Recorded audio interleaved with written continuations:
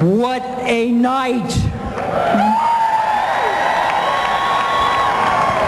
Ladies and gentlemen, no matter what else happens the rest of the night or the rest of this conference, remember this: you are already Ahmadinejad's and Hamas's and Hezbollah's and Islamic Jihad's worst nightmare.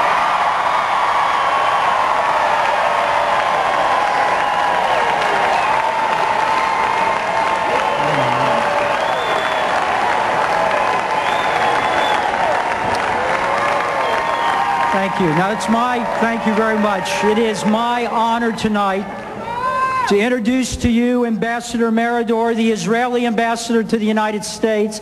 Obviously one of the most important positions for the Israeli government, the Israeli Foreign Service, to be here in the United States representing Israel, this important relationship between our two nations, and they have sent a man of great accomplishment. He is the former chairman of the Jewish Agency for Israel and the World Zionist Organization. He's been an advisor to the Minister of Defense and the Minister of Foreign Affairs, and he has served as an intelligence officer in the IDF. He obviously is devoted to his country, and we know exactly the kind of man he is because we've seen Israelis like this before. But I hope tonight he gets a good introduction to us too. You know, the ambassador knows Israel has many enemies, enemies talking about another genocide. And there are other enemies that sit in air-conditioned offices in places like the United Nations and the European Union, and sometimes even in this city.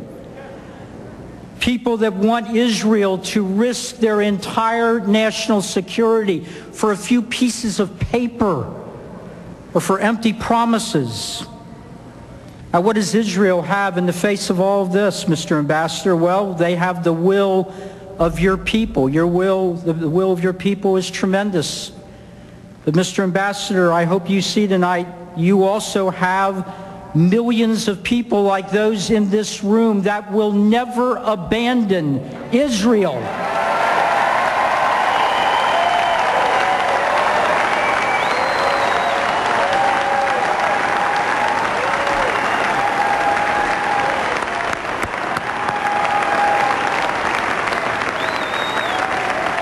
And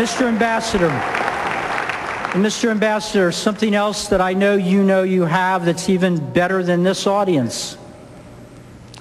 The God who led your people out of captivity so many years ago is still with you today.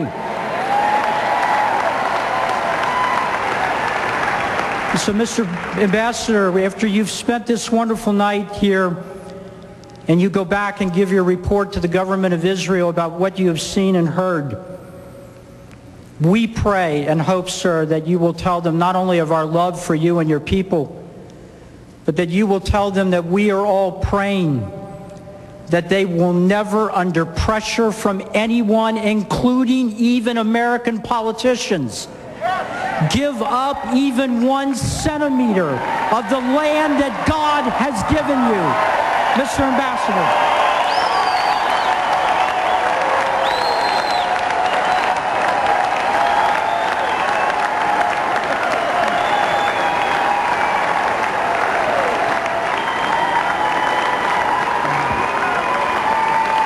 Thank you.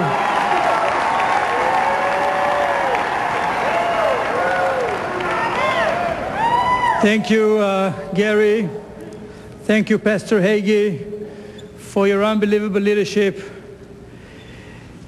Dear, dear, dear friends of the Jewish people and of the state of Israel, lovers of Israel and guardians of Israel, I wish all my Israeli friends would have been here tonight to feel you, to see you, and get strength from your devotion and dedication.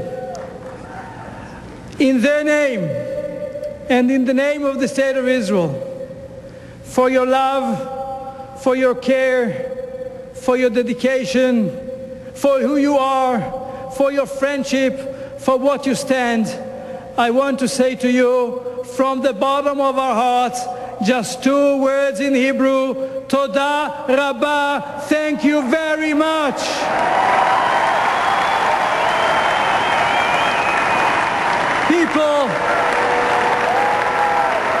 People sometimes ask, what's the essence of this special relationship between America and Israel? Yes, it is heritage. Yes, it is values. And indeed, yes, it is interests. At the same time, it's something much deeper. It is a book.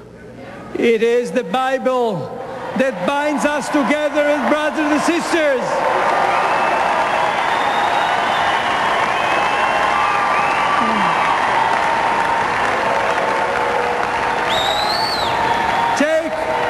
Take our names, for example.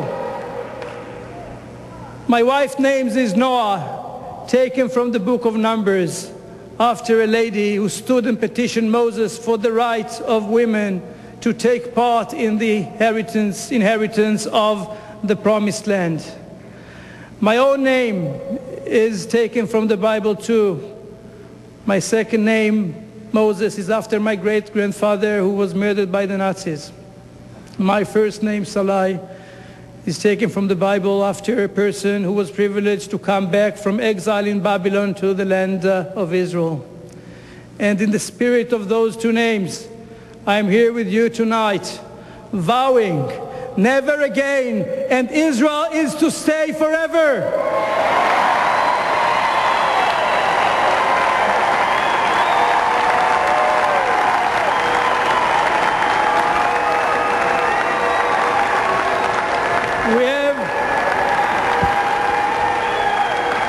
We have a friend here from Israel whose name is Rachel, which reminds me of a neighbor of mine from more than 2,500 years ago, the prophet Jeremiah, who was speaking about Rachel weeping for her children.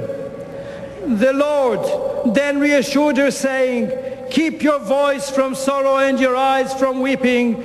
There is hope for their future. Your children will come back to the land which is their land."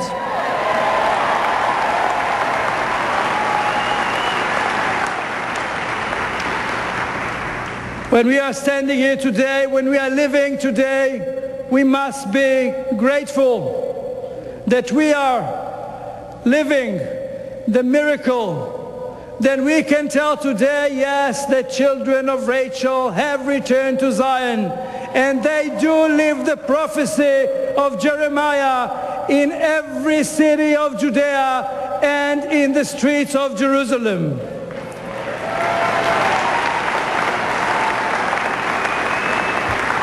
At the same time, dear friends, unfortunately, the enemies of Zion have not disappeared, and the children of Rachel are still being threatened.